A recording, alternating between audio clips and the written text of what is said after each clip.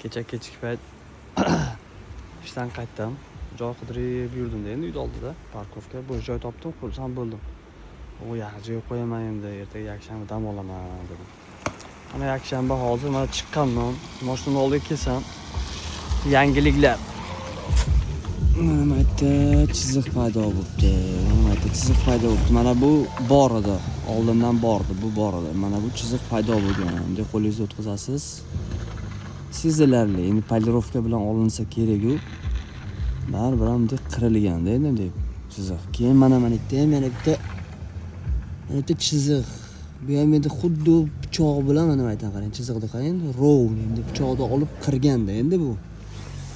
Keyin mana oynada ham yana bitta mana chiziq. Bu ham xuddi o'shalik pichoqni uchi bilandek tekis chuqurcha. Kichkinagina dedi bor-ku, неприятно-da. Nima deb o'ylaysizlar? Frontan joyga turib oldingmi deyman-da. Hech kimga xalaqit qilmaydi, yaxshi joyda turibdi. Qo'ygan paytimda ham bu yoqqa qaradim necha martalab. Hozir aytdi bittasi. O'tib ketib, men bu yerda tozalagandim, sanlar turib olgansanlar, deyapti. Endi nima endi parkovka bo'sh, parkovka turib bo'lmay qoldimi?